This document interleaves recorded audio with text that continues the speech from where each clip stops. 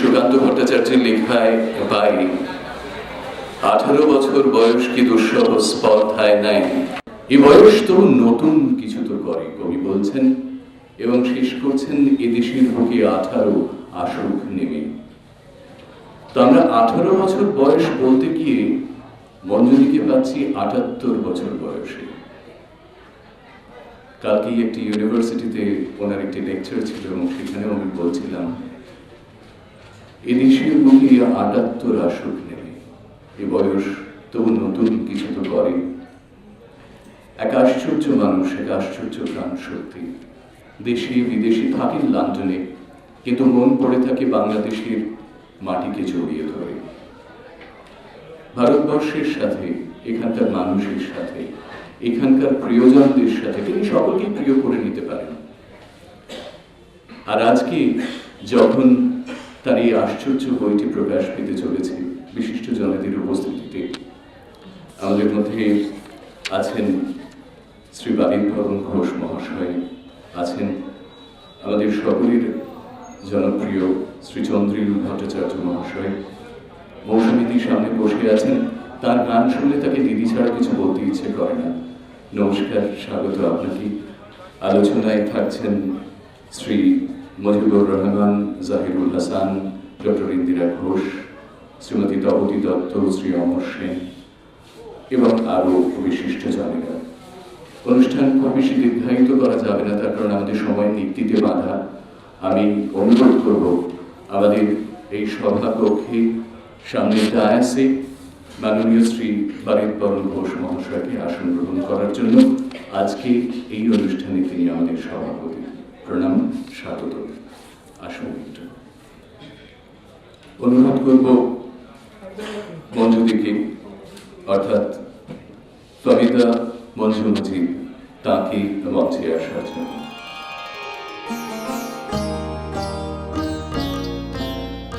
একে একে পুষ্পস্তবক দিয়ে বরণ করে নেওয়ার জন্য।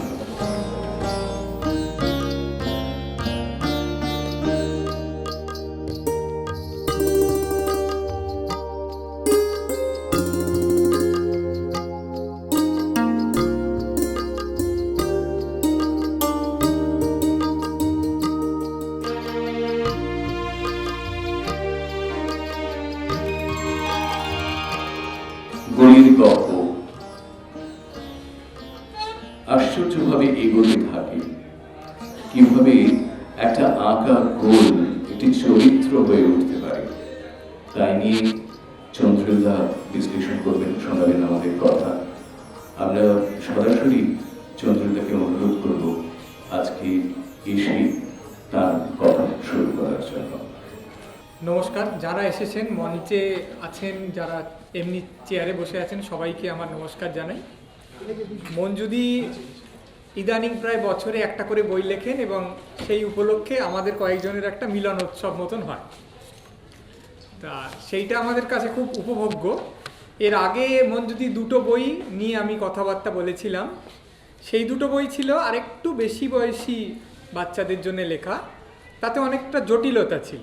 মানে মঞ্জুদির একটা আশ্চর্য গুণ আছে, তা হচ্ছে একটা আধটা বাক্যে তিনি কয়েকটা কথা বলে দেন যেগুলো ইঙ্গিত শুধুমাত্র থাকে, যে ধরে নিতে পারবে সে বোঝে যে আরও অনেক কিছু তার মধ্যে আছে। অর্থাৎ একজন শিশু যে নিঃসঙ্গতার সঙ্গেও লড়াই করে, একজন শিশু যে মৃত্যুর বোধ তাকে আক্রান্ত করে এবং তার সঙ্গে লড়াই করে, এই সমস্ত নিয়ে সেই বইগুলো ছিল।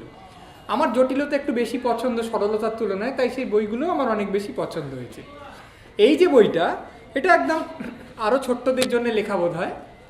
এখানে মঞ্জুদি যেরকম ছোটদের বই সাধারণত হয় তাই করেছেন, অর্থাৎ কিছু উপদেশকে কিছু উপভোগ্যতার মধ্যে মুড়ে দিয়েছেন, আর তাতে ছোটরা একটা গল্পও পড়তে পারবে, আর তার মধ্যে মধ্যে অন্তর্লীন যে বার্তা সেইগুলো কেউ কেউ গ্রহণ করতে পারবে। কিন্তু এই পুরো জিনিসটার মধ্যে খুব একটা বহুস্তর কিচ্ছু নেই, কোনো আলাদা করে একটা কথা বলছি কিন্তু চোরাগোপ্তা আরেকটা কথা চালান করে দিচ্ছি, এরকম কিচ্ছু নেই। সরল সোজা একটা গল্প বলা হয়েছে। গল্পটার মধ্যে অভিনবত্ব এই যে গল্পটার নায়ক কোনো বেড়াল নয়, কোনো মানুষ নয়, গল্পটার নায়ক একটা গোল, একটা গোল্লা যাকে একটা বাচ্চা এঁকেছিল, সেইটা তার কাগজ থেকে লাফিয়ে চলে আসে। যদিও সেই বাচ্চাটা চোখ আর মুখও এঁকেছিল, কিন্তু গোল্লাটাকে পরবর্তী ছবিতে যখন দেখা যায় দেখি যে সেসব কিচ্ছু নেই। তা গোলটা খামোকা একটা বাগানের মধ্যে গিয়ে খুবই হকচকিয়ে যায়, তার কারণ এত বড় পৃথিবীতে একটা গোল কি করবে, এবং সে হচ্ছে একটা দ্বিমাত্রিক গোল।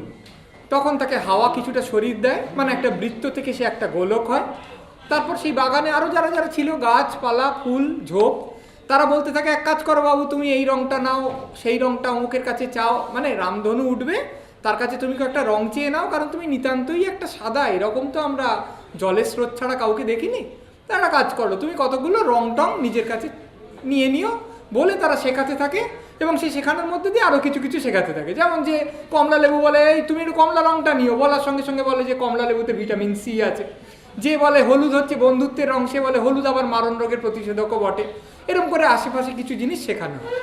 সোজা কথা, এই গোল যে নিজেকে একজন একা অসহায় ভেবেছিল, যাকে নিয়ে প্রাথমিকভাবে বাগানের সবাই হাসাহাসিও করেছিল, তারা সবাই সাহায্য করতে থাকে, বন্ধু হিসেবে এগিয়ে আসে এবং বলে যে শোনো, রামধনু উঠলে তুমি এই রঙগুলো চেয়ে নিও, কারণ এই রঙটা অমুক কারণে ভালো, আকাশি নীল এটা শান্তির রং, অমুক কারণে ভালো।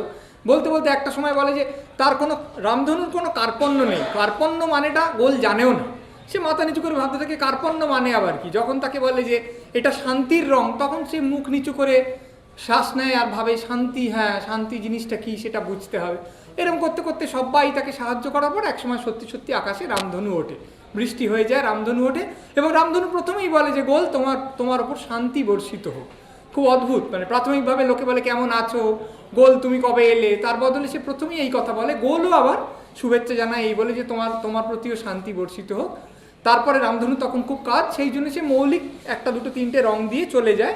গোল শেখে যে কোন রঙের সঙ্গে কোন রং মিশিয়ে নতুন কোন রং তৈরি করতে হয়। অর্থাৎ যে শিশু পাঠক, সে এতক্ষণ কি দেখছিল, যে একটা লোক, সে একটু একা, সে একটু নিরীহ, সে একটু অসহায়, তাকে নিয়ে প্রাথমিকভাবে তুমি যদি হাসাহাসি করো, তারপর তোমায় যা করতে হবে তা হচ্ছে তাকে তোমায় সাহায্য করতে হবে, তার পাশে এগিয়ে গিয়ে বলতে হবে যে তুমি এইভাবে সমৃদ্ধ হয়ে ওঠো, তাহলে আর তুমি ফ্যাচ ফ্যাচ করে কাঁদবে না, তোমার নিজেকে অসহায় লাগবে না, একলা লাগবে না।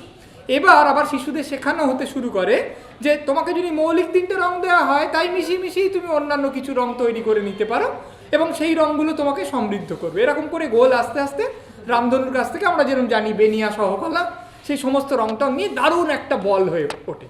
এবার সে নিজেকে একটা সরোবরে দেখে, এবং দেখে প্রাথমিকভাবে খুব মুগ্ধ হয়, যেমন নার্সিসাস হয়েছিল। সেই প্রসঙ্গ এখানে আসে, এবং তখন তাকে একজন বলে যে নিজেকে খুব সুন্দর লাগলে সেটা যথেষ্ট নয়, নিজের রূপে সম্মোহিত হয়ে থাকাটা যথেষ্ট নয়, আসল জিনিস হচ্ছে লোকের কাজে লাগা, নিজেকে অন্যের কাজে বিলিয়ে দেওয়া। এইবারে গোল সে কথা শোনে, এবং তারপর প্রাথমিকভাবে যে বাচ্চাটা ওকে এঁকেছিল তার নাম ডাবলু, তার স্কুলের কাছে সে যায়, এবং ডাবলুকে তার মামা বলেছিল আমি তোমাকে একটা বল উপহার দেবো জন্মদিনে। সে স্কুল থেকে বেরিয়ে গোলটাকে দেখে চিনতে পারে, আর বলে যে হ্যাঁ এই তো আমার মামা বলেছিল, একটা চমৎকার রঙিন বল আমার সামনে চলে এসছে, বলে সে বলটাকে ওপরে ছুঁড়ে দেয়। আর নামতে নামতে সেই বল মনে রাখে যে এই এতগুলো প্রাণী, এতগুলো গাছ তাকে যা শিখিয়েছিল, খরগোশ তাকে লাফিয়ে চলা শিখিয়েছিল, জবা ফুল তাকে বলেছিল লাল রঙটা নিতে ভুলো না, কারণ লাল রং হচ্ছে উষ্ণতার রং, আবার অপরাজিতা ফুল তাকে বলেছিল যে বেগুনি রংটা নিও। এরকম করে এতজন যে তাকে সাহায্য করেছিল, তার পাশে সে দাঁড়িয়েছিল, কোনো বন্ধুকে সে ভোলে না, যারা তার প্রতি কোনো মায়া দেখিয়েছিল, কোনো দয়া দেখিয়েছিল, বন্ধুতা দেখিয়েছিল, তাদের কাউকে সে ভোলে না। অর্থাৎ আমরা বুঝতেই পারি যে এই বইয়ে যা বলা হচ্ছে, গোল কেউ নয়, গোল হচ্ছে একটা প্রতীক, যার মধ্যে এমনিতে কিছু নেই, কিন্তু তাকে রং দিয়ে যদি তুমি ভরে দাও, প্রকৃত রং তাই যা বন্ধুর প্রতি কৃতজ্ঞ থাকতে শেখায়, যা বন্ধুকে ভালোবাসতে শেখায়, যে সাহায্য করেছে তাকে মনে রাখতে শেখায়, এবং অন্য মানুষের কাজে লাগার মধ্যে দিয়েই যে নিজের চরিতার্থতা তা শেখায়। চমৎকার বার্তা। মঞ্জুদি যখন লেখেন খুব ঝরঝরে গদ্যে সবসময়ই লেখেন, এবং তার মধ্যে দিয়ে সেটা প্রকাশিত হয়েছে। যে গোল গল্পের গোড়ায় কার্পণ্য মানেটা বুঝতে পারেনি, কার্পণ্য মানে সে শেষেও বুঝতে পারেনি, কিন্তু সে অকৃপণভাবে নিজেকে কি করে দেওয়া যায়, বিলিয়ে দেওয়া যায়, তা কিন্তু চমৎকার বুঝতে পেরেছে। মঞ্জুদির অন্যান্য গল্পের তুলনায় এই গল্পটা আমার মনে হয়েছে একটু জটিলতা কম। অন্যের কাছে সেটা একটা ভালো দিকও হতে পারে, কি শিশুদের গল্পে জটিলতা থাকবে কেন, কিন্তু আমার মনে হচ্ছে একটু একমেটে গল্প। সেই দিক থেকে আমি মঞ্জুদির কাছে অনেকটা বেশি আশা করি। কিন্তু মঞ্জুদি তো বলতেই পারেন যে সব গল্প তো এক বয়সের ছোটদের জন্য লেখা হয় না, বিভিন্ন বয়সের ছোটদের জন্য লেখা হয়, এটা একটু বেশি ছোটদের জন্য লেখা। সেই দিক থেকে মঞ্জুদির লেখা চিরকালই যা হয় অত্যন্ত সুচারু লেখা, চমৎকার গদ্যশৈলী, খুব ভালো বই, আমার পড়ে খুব ভালো লেগেছে। তবে বইটা যদি মুদ্রণ প্রমাদ কিছু কম থাকতো তাতে ভালো হতো, তার কারণ ছোটরা যখন শেখে তারা তো শুধুমাত্র গদ্য থেকে বা গল্পটার যা বক্তব্য তা থেকে শেখে না, বানানগুলোও শেখে। তারা যদি শিখে শিখে কতগুলো ভুল বানান শিখে যায়, দায়িত্বটা মঞ্জুদির ওপর বর্তাবে, দোষটা মঞ্জুদির নয়। সেই জন্য আমি বলবো এবার থেকে ছোটদের বই যারা প্রকাশ করবেন তাদের উদ্দেশ্যে আমার একটাই কথা, আর একটু বেশি দায়িত্ববান তারা হলে আমার ভালো লাগবে। মঞ্জুদির এবং মঞ্জুদির বইয়ের প্রতি চিরকালই শুভেচ্ছা থাকে, আজকেও তাই জানাই।